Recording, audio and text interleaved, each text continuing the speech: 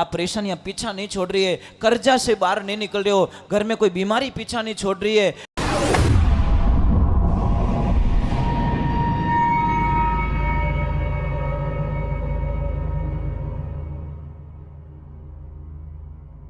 सोनू महाराज जी के भजन व प्रवचन सुनने के लिए चैनल को सब्सक्राइब करें, बेल आइकन को जरूर दबाएं, शेयर करें, कमेंट करें, लाइक तो जरूर करें।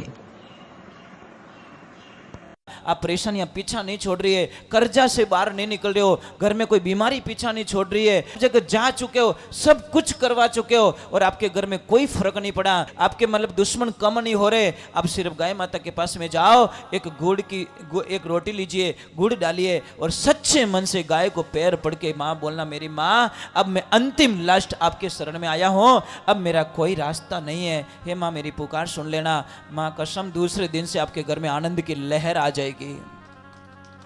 कहीं मत जाओ महाराज, गाय माता के पास में जाओ। एक भोला आदमी था, थोड़ी मन में मतलब बहुत सीधा था, मतलब उसको कोई लपड़ा पपड़ा नहीं आता था। वो एक दिन ऐसे ही बैठा बैठा किसी को देखता, कहाँ जा रहे हो, कि गंगा स्नान करने। कि क्या होता है कि पाप धूपता है, गंगा स्नान करने से पाप खत्म होते हैं।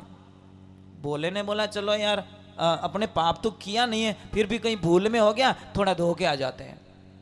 पर जैसे ही वहां पे गए, गंगा घाट पे गए, बैठे और ध्यान लगाया, पर मन में एक दुविधा आ गई, नहीं नहीं नहीं नहीं, यहां स्नान नहीं करना चाहिए। क्यों? कि सारे लोगों का पाप गंगा में जाता है, तो ये तो मैली हो गई, और मेले में हम क्यों स्नान करें? तो उसने बोला चलो शंका निकाल देते, लोगों का पाप तो गंगा धो लेती है, पर गंगा का पाप कहां जाता है? वो भी तो कहीं धोती होगी, वो भी तो कहीं स्नान करती होगी, तब जाके वो पवित्र होती है। तो उसने प्रेम से आवाज लगा दी, हे गंगा। तो बाहर निकल के बोले कि बोलो भैया, वो तो प्रेम में मन में पाप तो था ही नहीं, आना ही था भगवान को। तो बोलो भैया क्या है कि मुझे इतना उत्तर दे दे, तेरे में स्नान करने से पाप धूपते क्या? कि हाँ। तो मुझे ये बता, तेरे पाप कैसे खत्म होते, ये बता। तू तो मैली हो जाती है।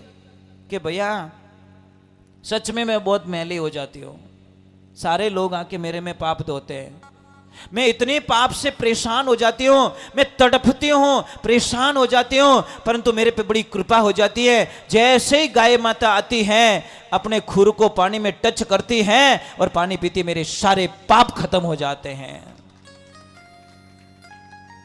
समझ में आ रहा कि नहीं आ रहा है? गंगा से भी पवित्र गौ माता है।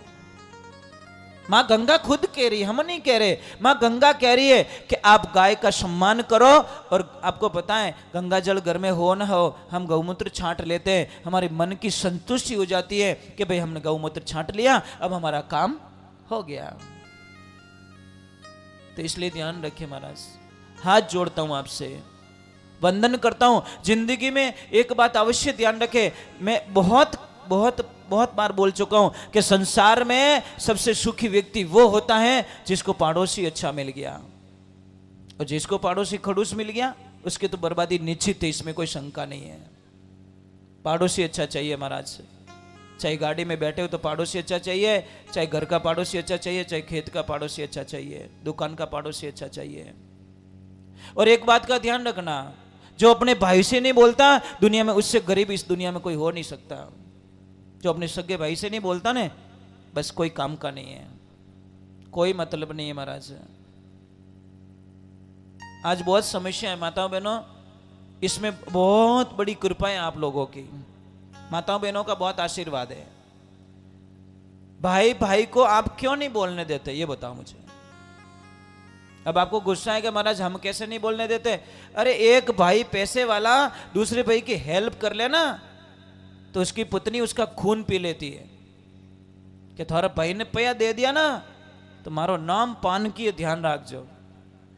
ए पानी भाई क्यों करे, क्यों आटा काटे हैं? थने इने वास कोई पानी भाई तो नहीं हो है?